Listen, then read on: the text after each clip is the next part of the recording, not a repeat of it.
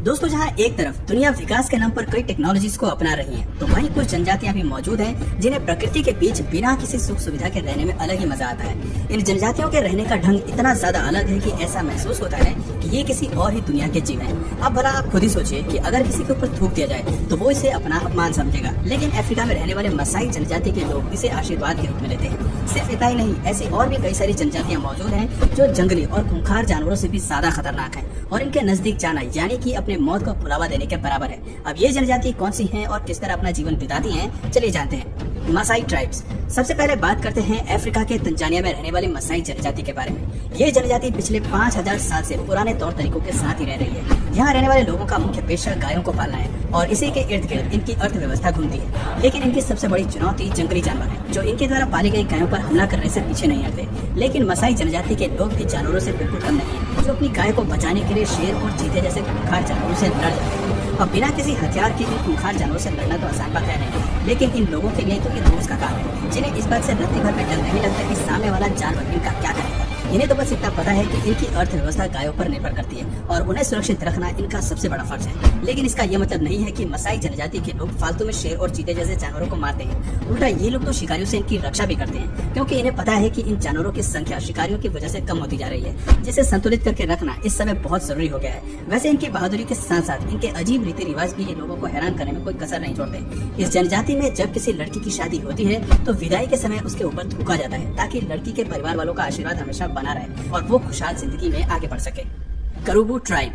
आइए अब बात करते हैं अमेज़न रेन फॉरेस्ट में रहने वाले इस करूबू नाम के जनजाति के बारे में, जो कि आपको पेरू और ब्राजील के बॉर्डर के पास देखने को मिल जाएगी। दोस्तों, इस जनजाति के लोग अपने आप को सुरक्षित रखने के लिए काफी बड़े क्लब का इस्तेमाल करते हैं, इसलिए इन्हें क्लब मैन के नाम से भी जाना जाता है। आपको बता दें कि इस जनजाति के पास रहने वाले भी कुछ जनजातियां हैं जो बाहर की दुनिया से काफी खुली मिली है, लेकिन करूबू ट्राइब्स के लोग किसी के साथ भी मिलना पसंद नहीं करते। इन्हें हमेशा अलग रहना अच्छा लगता है और इसीलिए आसपास की जितनी भी जनजातियां हैं वो इन्हें काफी अजीब समझती हैं। साल 1998 में 2 लोग जंगल के अंदर गए। उनमें से एक बीमार पड़ गया, जिसे तुरंत हॉस्पिटल में लाना पड़ा, और जब उसने जंगल में अपने पूरे एक्सपीरियंस के बारे में बताया तो उसी बातों के दौरान उसने इस करूबू ट्राइब के बारे में भी काफी कुछ बताया। उस शख्स का कहना था कि इन लोगों को बाहर से आए लोगों के साथ घुलना मिलना बिल्कुल पसंद नहीं है और अगर ये चाहें तो सामने वाले पर हमला भी कर सकते हैं, और हमला करने के लिए ये लोग तीर धनुष और शॉटगन का इस्तेमाल करते हैं।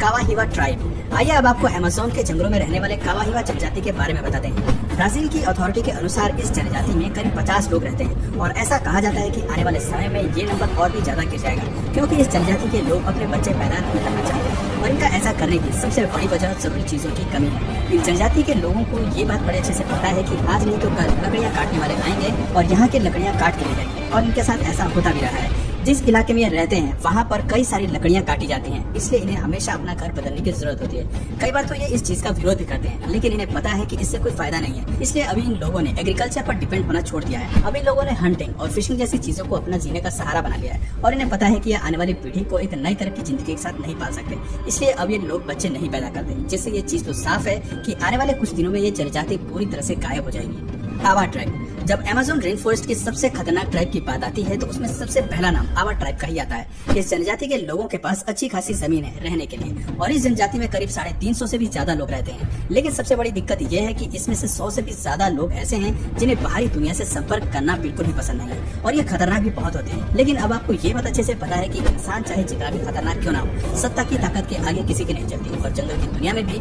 कुछ ऐसा ही पॉलिटिक्स खेली जा रही है, जिसकी असल वजह यह है कि इस जगह आवा ट्राइब के लोग रहते हैं, वहाँ पर काफी भारी मात्रा में जमीन के अंदर लोहा पाया गया है, जिसे खोदकर सरकार निकालना चाहती है और इसी के चक्कर में लगातार यहाँ के पेड़ काटे जा रहे हैं और यहाँ रहने वाले आवा ट्राइब के लोगों को भगाया जा रहा है। हद तो तब हो गई जब इस जनजाति के एक शख्स ने इनके एरिया में लकड़ी काटने आए लोगों का विरोध किया, तो उन लोगों ने मिलकर उसकी बहुत पिटाई करी, वो भी आंखों पर पट्टी बांधकर, क्योंकि उन्हें पता है कि ये लोग काफी निडर और ताकतवर किस्म के होते हैं। हालांकि जब ये सारी बातें बाहर निकली तो फेडरल जज ने यह निर्णय लिया कि यहाँ रहने वाली जनजाति को 180 दिनों के अंदर ये जगह छोड़कर जानी होगी, और फिर भी यहाँ रहने वाले लोग नहीं माने और लगातार विरोध करते रहे और उनके विरोध के बावजूद लकड़ियां काटने का सिलसिला जारी रहा, यहाँ तक कि लोगों ने इस इलाके में आग लगानी भी शुरू कर दी ताकि यहाँ रहने वाली जनजाति डरकर भाग जाए और उनके लिए लकड़ियां काटना आसान हो जाए। पर ये सारी चीजें होने के बावजूद यहाँ रहने वाले लोग लगातार अपनी जमीन के लिए लड़ रहे हैं। आपको बता दें कि ये लोग बहादुर होने के साथ साथ काफी क्रिएटिव हैं और इन्हें इनके रीति रिवाजों की वजह से भी जाना जाता है। कार्नावाल नाम के एक रिवाज के मुताबिक यहाँ की महिलाएं पुरुषों को तोते और किंग वल्चर्स के पंखों से सजाती हैं, जिसके बाद ये लोग तालियां बजाकर गाने गाते हैं ताकि यहाँ रहने वाले पुरुष आसमान में जाकर अपने पूर्वजों से मिल पाएं। इसके अलावा इस जनजाति में जो लोग हंटिंग करते हैं वो अपने काम में इतने माहिर होते हैं कि चाहे दिन हो या रात ये बड़े आराम से शिकार को पकड़ सकते हैं। यहाँ पर रहने वाले हंटर्स करीब 7 घंटे हंटिंग का काम करते हैं और तब जाकर इनका परिवार भर पेट खाना खा पाता है। अधिकतर ये लोग अकेले ही शिकार करना पसंद करते हैं ताकि ये लोग अलग अलग जगहों पर फैलकर ज्यादा से ज्यादा जानवरों का शिकार कर सकें। दोस्तों वैसे इनके पास शिकार करने का एक और तरीका है, जहाँ ये पेड़ के ऊपर बिल्कुल टॉप पर बैठ जाते हैं और इंतजार करते हैं। जैसे ही कोई इनके नजदीक से आता है ये तुरंत ही पेड़ की ऊंचाई से उस पर वार करते हैं और उसे घायल कर देते हैं, जिसके बाद उसे अपने कब्जे में ले लेते हैं। आवा ट्राइब के लोग जाले का भी इस्तेमाल करते हैं ताकि ये अपने शिकार को फंसा सके और जैसे ही इनका शिकार फंस जाता है उस पर वार करके उसे घायल कर देते हैं। शिकार पर वार करने के लिए इनके पास शॉटगन होती है जिसे ये लोग खुद ही अपने हाथों से तैयार करते हैं। दोस्तों इन जनजाति के लोगों का शिकार बड़े साइज के चूहे वगैरह होते हैं, हालांकि कभी कभी ये लोग हिरण पर भी वार करने से पीछे नहीं हटते। और दोस्तों जैसा कि हमने आपको बताया कि ब्राजील की सरकार ये बिल्कुल नहीं चाहती कि इतनी बड़ी संख्या में ये जनजातियां ब्राजील के जंगलों पर अपना कब्जा कर लें, इसलिए 2014 में ब्राजील की गवर्नमेंट ने आर्मी के लोगों को पूरे हथियार सहित वहां भेजा, जिसमें बुलडोजर और हेलीकॉप्टर भी शामिल थे ताकि यहाँ रहने वाले आवा ट्राइब के लोगों को यहाँ से हटाया जा सके। इस ऑपरेशन को ब्राजील के सबसे बड़े ऑपरेशन के तौर पर जाना जाता है, जिसमें न सिर्फ इस जनजाति के लोगों को नुकसान हुआ बल्कि इन लोगों ने आर्मी के जवानों को भी अपने हथियारों से घायल करने में कोई कसर नहीं छोड़ी।